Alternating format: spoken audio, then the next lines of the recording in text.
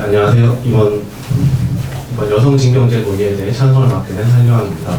네, 우선 인구 절감 시대 여성의 병력 의무는 불가피한가에 대해서 현재 대한민국은 출산율 감소에 따른 인구 절벽으로 군 병력 수급의 문제가 심각한 상황입니다. 병력의 경우 국방백서 22년 기준으로 50만 명 정도의 장병이 있지만 2040년의 경우에는 36만에서 7만 정도로 감소하게 됩니다. 이제 군단이나 사단의 관점에서 봤을 때도 8개의 군단이 2개의 군단이 통폐합되어 6개의 군단으로 줄었고 이제 사단 또한 이제 6, 7개의 사단 정도가 지금 통폐합되고 있는 실정입니다. 이런 상황에서 북한의 안보 위협은 점점 높아지고 있는데요.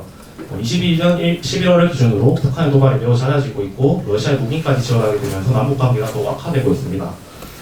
또한 2023년 조선중앙통신에 따르면은 북한은 더 이상 대한민국을 이제 하나의 나라를 인정하지 않고 주적으로 설정을 하였고요. 또한 23년 25회의 미사일 도발, 또 24년 지금 2월밖에 되지 않았지만 7차례 미사일 도발 등 남북 관계는 점점 최악으로 치닫고 있습니다.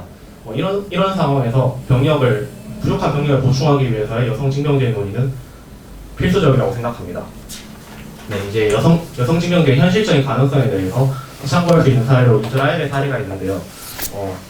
이스라엘의 경우에는 남자와 여성 모두 동등하게 징병을 하여 40~50%의 여성 정도가 주로 조리나 행정, 의무병 등 여성의 강점을 가질 수 있는 분야에 배치되어서 국방의 의무를 다하고 있습니다. 이렇게 이제 한국에 대한 위협이 높아지는 상황에 저출산으로 인한 이제 군병력 수급 문제가 심각해지는 만큼 여성 징병제에 대한 도입이 필수적이라고 생각합니다. 네, 그럼 말씀해주신 것들 중에 몇 가지 질문이 있는데요. 우선 반대의 입장에서도 대한민국이 징병제를 실시하게 되는 이유, 북한의 지속적인 안보 위협에 대해서는 인정하는 바입니다. 그러나 이 인구가 부족해지면서 병력이 부족해지더라도 그것을 대체할 수 있는 방안으로서 왜 여성 징병제가 실시되어야 하는지에 대한 설명이 여전히 부족하다는 생각이 드는데요. 이 병역의 의무를 대체하기 위해서 여러 가지 대안들이 여전히 존재하고 있지 않습니까? 예를 들어서 군 복무를 조금 더 연장을 시킨다거나 혹은 민간 군사 기업 제도화를 실시한다거나 하는 여러 가지 대체 방안들이 여전히 존재하고 있는 것 같은데, 그럼에도 불구하고 어째서 여성 징병제를 실시해야 되는지 더 구체적인 근거가 필요하다고 생각합니다. 네, 우선 현재 상황의 심각성에 대해서 동의를 해주셨습니다. 또한 이제 왜 반드시 여성 징병제여야만 하나, 민간 군사 기업의 도입이나 아니면 군 복무 연장을 해도 되지 않나 하는데, 우선 군 복무 연장 같은 경우에는 이제 현재 18개월로 줄어든 상황에서 다시 24개월로 늘린다거나 30개월로 늘린다거나 하는 상황은 이제 국민적인 반발과 이제 국민 정서상 다시 늘리기가 굉장히 어려운 상황이고요. 또한 이제 군 복무 기간은 18개월에서 24개월 정도로 늘린다 하더라도 그 병력의 이제 기대 수치는 5만 명 정도밖에 되지 않습니다. 하지만 여성과 남성을 동등하게 징병한다면 그보다 훨씬 큰 병력의 증원을 기대할 수 있고요. 또한 민간 군사 기업을 언급해 주셨는데 현재 민간 군사 기업 제도가 대한민국에 이제 제도적으로 마련되어 있지 않은 상황입니다. 또한 민간 군사 기업이 가지고 있는 여러 윤리적인 이슈나 이제 군사 기업이 가지고 있는 한계를 생각해 봤을 때 징병제 국가에서 여성 또한 남성과 동등하게 복무를 하여서 북한의 안보 위협에 맞서 싸울 수 있는 것이 어떻게 보면 당연한 수순이 될 수 있지 않겠습니까? 그럼 천성 측에서는 현재 여성 징병제를 실시하는 것이 다른 대안들을 실시하는 것보다 훨씬 더 효율적이다라고 주장하시는 건가요? 네, 불가피하다는 관점에서 이제 다른 대안에 비해서 훨씬 효과적이고 또한 안 할 이유가 없다고 생각됩니다. 반대 측에서는 그렇다면 어째서 이제 여성 징병제를 시행을 하면 안 되는지, 이런 심각한 상황인데도 여성 징병제 굳이 반대하시는지에 대해서 설명을 한번 부탁드리겠습니다. 이제껏 고수해왔던 군대의 조직 개편 방안에 있어서 여성 징병제를 실시한다 하면은 군대라는 조직이 여태까지 징집의 대상에서 제외되었던 여성들을 대대적으로 편입하게 된다는 것을 의미합니다. 그렇다면 몇십 년 동안 고수되어 왔던 기존의 관념들 그리고 제도들의 대대적인 개편이 이루어질 수밖에 없는데, 이 제도, 군대라는 조직의 특수성을 감안했을 때 이 제도를 개편하는 데서 오는 그 효율성과 다른 대안들을 새롭게 마련하면서 나타나게 될 효율성들을 고려해봤을 때 저는 여성 징병제를 실시하는 것보다는 다른 대안들, 군 복무를 연장시킨다거나 민간 군사 지역을 제도화하는 것이 훨씬 더 효율적이라고 주장하는 바입니다. 또 하나 질문드리고 싶은 게 있는데, 혹시 아까 언급하셨던 예시 중에서 이스라엘을 언급해 주셨는데요. 여성 징병제를 통해서 이 두 나라를 비교하기에는 이스라엘과 우리나라가 현재 가지고 있는 사회적 성향이라던가 혹은 정치나 문화의 성향이 굉장히 다르지 않습니까? 그럼에도 불구하고 이 여성 징병제를 다루는 데 있어서 이 이스라엘이 적합한 예시가 될 수 있는지 궁금합니다. 이스라엘이 적합한 예시가 될 수 있는지 말씀해 주셨는데 이스라엘의 경우에 물론 대한민국과 다른 대륙에 있는 나라고 정서적으로 차이가 있는 것은 맞습니다. 하지만 주변 국들에게 안보 위협을 심각하게 위협받고 있는 상황이라는 점과 또한 이제 병력 자원이 부족하여서 여성까지 징병을 하여야 되는 이제 현실적인 문제적으로 봤을 때 충분히 좋은 예시가 되고 성공적으로 도입한 하나의 사례가 될 수 있다고 충분히 볼 수 있습니다. 또한 이제 다른 대안이 조금 더 효율적일 수 있다고 하셨는데 이제 민간 군사 기업 같은 경우에 어떻게 더 효율적일 수 있고 군 복무 연장의 경우에 어떻게 그것이 한번 줄인 복무 기간을 다시 연장할 수 있는지 왜 그 줄인 남성들이 가지고 있는 병력 의무를 그러니까 여성들이 같이 부담함으로써 경감시킬 수 있는데 어째서 남성들에게 그 병력 의무를 다시 증가시켜야 하는지에 대해서 그 반대쪽에서 답변해 주시길 부탁드리겠습니다. 그럼 저는 이 인구 절감 시대에 여성의 병역 의무는 불가피한가 그렇지 않는가라는 논제에 대해서 반대 입장을 취하고 있는 바입니다. 저는 인구 절감으로 인해 병력을 확보하는 데 어려움을 갖고 있는 것은 사실이나 이를 해결하기 위한 대안이 오로지 여성 징병제만 존재하는 것은 아니라고 생각합니다. 대한민국의 성평등 지수, 남녀 갈등이 심화된과 같은 상황적 요소를 고려해보았을 때 오히려 저는 이것을 실시하는 것이 비효율성이 증가할 수 있다고 생각하는 바입니다. 여성 징병제를 실시할 경우 늦어지는 여성의 사회 진출 시기, 이제까지 없었던 여성 전용 시설의 신설, 또 군대 내에서 일어날 성별 간 갈등과 그 대처 방안까지 아직까지 고려해보아야 할 요소가 너무 많다는 생각이 듭니다. 또한 여성의 사회 진출 시기가 늦어진다면 이것이 여성의 출산에 어떠한 영향을 미칠지 반드시 고려해보아야 한다고 생각합니다. 만약 여성의 사회 진출 시기가 늦어져서 출산율이 더욱 저하된다면 이것은 여성 징병제를 실시하는 원인이 되었던 인구 절감 문제를 더욱 가속화시키는 모양밖에 되지 않는다고 생각합니다. 또한 군대는 다른 국가와 지정학적 경쟁에서 우위를 점하여 자국 지배자들의 이익을 지키거나 계급 지배를 유지하는 무력 기구로서 자본주의 국가 기구의 가장 중요한 일부라고 볼 수 있습니다. 때문에 여성이 전투 자원으로서 얼마나 가치를 지니고 있는지를 필연적으로 남성과 비교할 수밖에 없다고 생각합니다. 이러한 측면에서 보았을 때 여성 징병제가 효과성이 있는 방안인지 아직까지 의문이 남아있기 때문에 여성 징병제를 실시해서는 안 된다고 생각합니다. 네, 이상입니다. 거기에 질문. 네, 알겠습니다. 우선 성평등하고 남녀 갈등을 고려했을 때 아직까지 여성 징병제가 시기상조가 비효율성이라고 주장하셨는데 저는 오히려 이제 대한민국이 남녀 평등이나 성평등 문제에 민감하기 때문에 그렇기 때문에 그 문제 어디서 기인하냐 봤을 때 남성만이 독박적으로 병역 부담을 지고 있다. 병역의 의무를 지고 있기 때문에 이를 이제 여성과 남성이 같이 부담을 경감해 줌으로써 더욱더 이제 이런 젠더 갈등이나 남녀 갈등에 대해서 더욱 생산적인 대화를 할 수 있고 여성도 군대 다녀왔기 때문에 그에 대한 발언권이 더욱 생길 것이며 사회 진출에도 더욱더 도움이 될 수 있습니다. 또한 출산율 우려를 우려해 주셨는데요. 이스라엘 제가 앞서 예시드렸던 이스라엘의 경우에는 OECD 국가 중에 출산율 1위를 기록하고 있습니다. 단순히 이제 여성이 군대에 간다 그런 사실이 여성의 출산율 감소를 필연적으로 이어진다라고 보는 것은 지나친 비약이고요. 또한 이런 출산율 감소의 문제는 여러 출산율 관련된 이제 효과적인 정책이 나와야 되는 것이지 안보의 위협이 심각한 상황에서 여성 징병제가 출산율 감소에 직접적인 영향을 미친다는 증거도 없이 그렇게 단순히 출산율 감소가 우려된다는 사실만으로 반대하는 것은 바람직하지 못하다고 생각합니다. 또한 잠깐만요. 시간 좀 세이브해서 거기까지 논점을 좀 멈추고 거기에 대해서 좀 얘기를 들어볼게요. 방금 예시해준 사례 중에서 이스라엘이 현재 출산율이 굉장히 높다는 사실을 말씀해 주셨는데요. 저도 알고 있는 바로는 현재 이스라엘의 여성이 한 명당 3명 정도의 출산율을 기록하고 있는 것으로 알고 있습니다. 그렇다면 찬성 측 입장 분께서는 혹시 그 이스라엘 여성들이 그렇게 많은 아이를 낳는 이유가 징병을 거부하기 위해서라는 사실은 알고 계십니까? 이스라엘의 경우 출산율을 통계로 아이가 몇 명 이상일 경우에는 그 징병 대상에서 제외되는 항목이 있습니다. 때문에 이스라엘의 많은 여성들이 징집되는 것을 거부하기 위해서 아이를 많이 낳고 있는 상황으로 알고 있는데요. 이스라엘의 출산율이 3명이 넘어간다는 사실은 좀 어폐가 있는 것 같고요. 제가 조사한 바로 따르면 1.8명 정도입니다. 또한 이제 기피하기 위해서 출산을 하는 것이 아니냐라고 하셨는데 물론 그러니까 여성이 출산을 하게 되면 병력을 면제받는 것은 사실입니다. 제가 주장하는 여성 징병제 도입에 있어서도 여성이 출산이나 결혼을 해서 이제 병역의 의무를 이행하는데 문제가 생길 경우에 충분히 면제받을 수 있는 방향으로 나아가야 한다고 생각하고요. 단순히 깊이 하기 위해서 이제 출산을 하게 된다.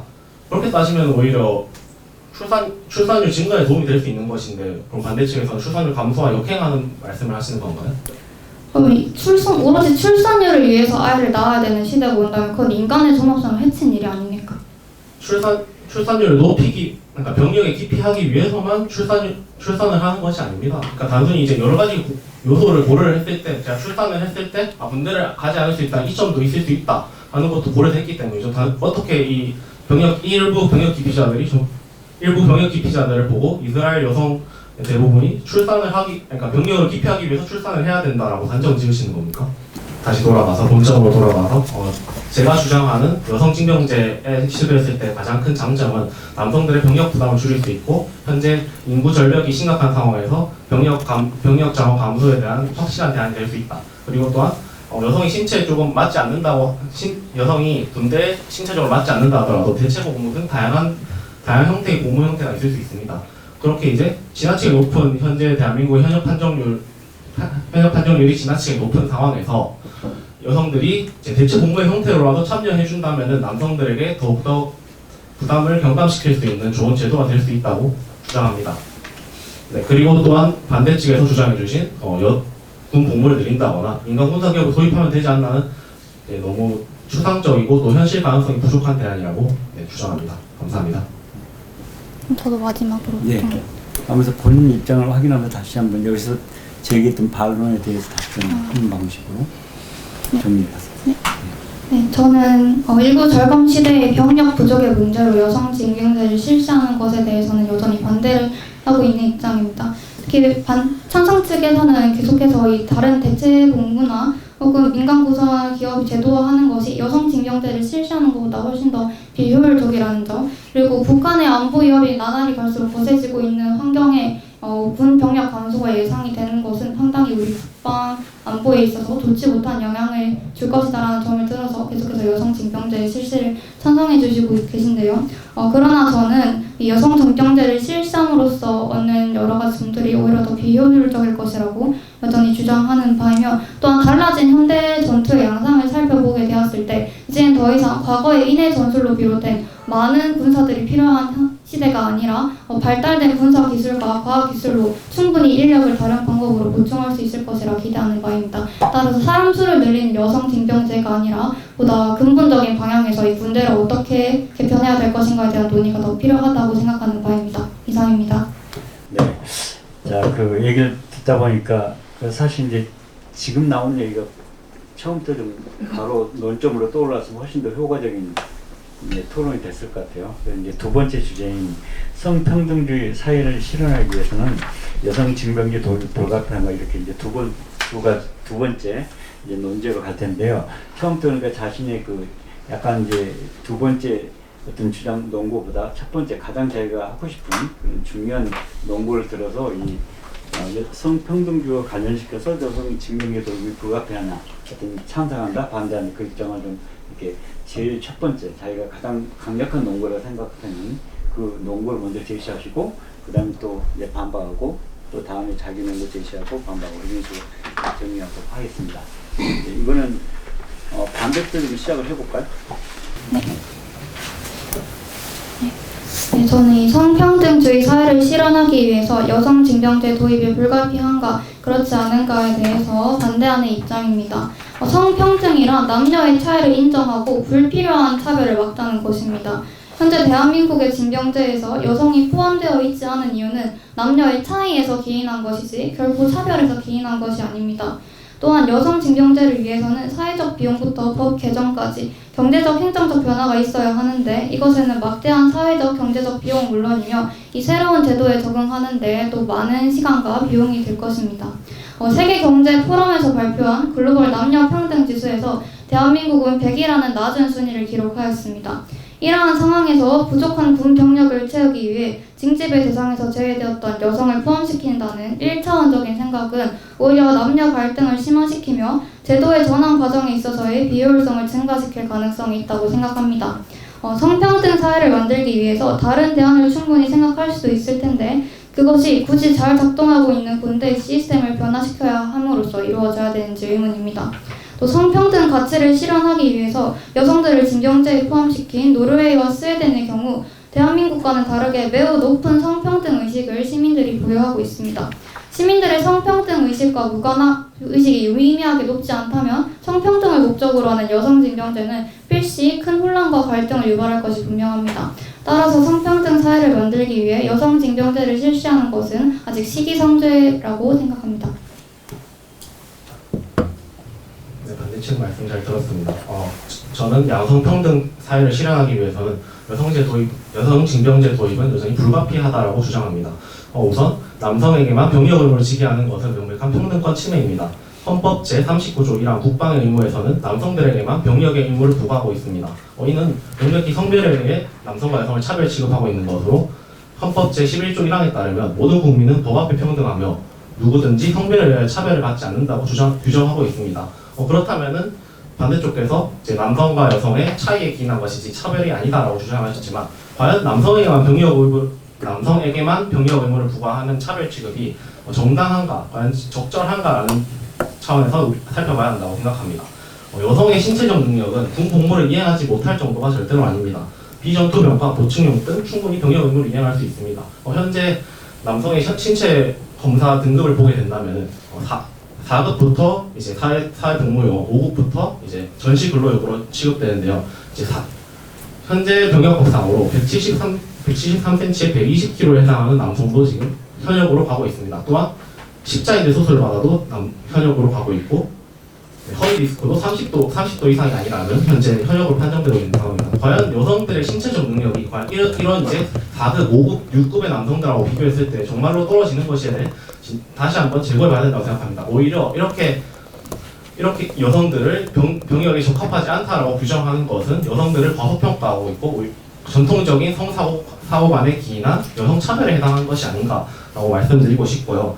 또한 그렇게 남성들이 독박적으로 1년 6개월 동안 병역 의무를 이행하는 동안 나올 수 있는 여러 가지 위험성이나 또 취업 준비 기간, 경력 단절의 기간이지 않습니까? 이를 이제 여성들이 같이 참여를 함으로써 그 부담을 동등하게, 더 공평하게 부담해야 된다고 주장합니다.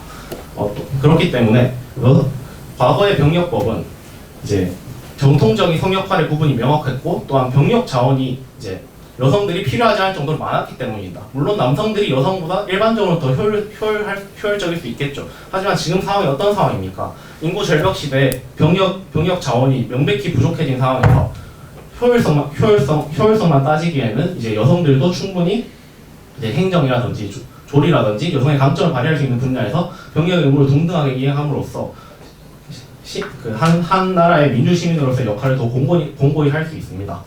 또 반대쪽에서 잘 작동하고 있는 군대를 굳이 바꿔야 하냐라고 주장하셨는데 지금 잘 작동하고 있지 않습니다. 현재는 50만 명의 병력을 간신히 유지하고 있는 실정이지만 2차 인구 절벽이 2040년이 넘어가게 된다면 앞서 말씀드렸듯이 30만 명대로 추락하게 됩니다. 이런 상황에서 절대로 군대가 정상적으로 작동하고 있고 또한 충분한 안보 위협을 감당할 수 있을 만한 수준이 아니라는 점 강조드리고 싶습니다. 네. 이쪽 찬성 쪽에서 이제 그 반대쪽 입장에 대한 자기 입장 주장을 또 반대 입장을 제시했기 때문에 여기에 대해서 이제 약간 비판 의견이 나온 거에 대해서 다시 논방을 해보겠어요. 네. 그럼 우선 마지막에 말씀해 주셨던 내용을 다시 한번 말씀해 주시겠습니까? 마지막에 말씀드린 건 군대가 잘 작동하지 않는다는 네. 부분 말입니다. 방금 말씀하신 것처럼 찬성 측에서는 현재 인구가 계속해서 감소하고 있기 때문에 병력 부족의 문제로 군대가 잘 작동하지 않는다라고 말씀을 해주셨는데요. 병력이 부족하다면 그 부족한 병력을 여성으로 징집의 대상을 삼아서 여성으로 채우는 것이 아니라 충분히 다른 대안들이 대체하고 있습니다. 인원으로서 이 병력을 대처하는 것이 아니라 발전된 과학기술, 군사기술로서 부족한 부분을 보완을 한다거나 혹은 징병제의 문제점으로 인해 생기는 여러 가지 문제점들을 고치기 위해서 징병제 자체에 대한 근본적인 문제점을 좀 더 고찰을 해보아야 된다거나 하는 방향이라고 생각을 하는 바이고요. 그리고 맨 처음 말씀해 주셨던 것처럼 이 평등권 침해를 언급해 주시면서 현재 대한민국의 징집 과정에 있어서 남녀를 명백하게 차별하고 평등권을 침해한 것이 아니냐라는 지적을 해 주셨는데요. 그렇다면 한 가지 언급드리고 싶은 것은 바로 이전에 우리나라에서 있었던 이 남성만이 이 징집의 대상이 되는 것에 대해 불만을 품었던 남성이 헌법재판에서 내었던 그 헌법재판의 결과에 대해서 말씀을 드리고 싶은데요. 해당 헌법재판에서는 이 현재 대한민국에서 남성만을 징집의 대상으로 하는 것이 절대 위헌이 아니라는 판결이 나왔습니다. 삼성 측에서 계속해서 주장하시는 평등권 침해가 아니라는 것으로 해석이 되는데요. 이에 대해서는 어떻게 생각하시는지 자, 좋아요. 궁금합니다. 예, 일단 지금 우리가 이제 시간이 이제 거의 다 돼서 사실 우리가 이제 토론을 계속할 수 없는 상황이고요.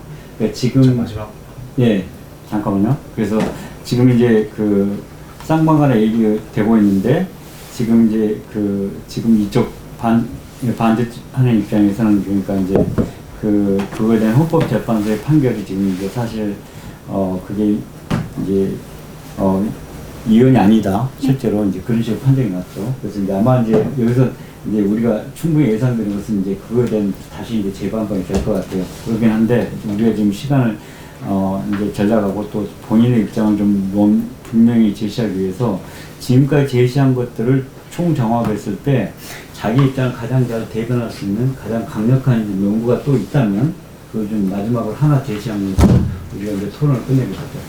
그래서 지금 이제 지금까지 빨리 이제 자기가 제시했던 논거들이 있을 텐데 그 중에서 그걸 좀 다시 반복하거나 아니면 또 새로운 논거가 있으면 그걸 주장해서 우리가 이제 서로 교차 토론을 할 시간은 없고요.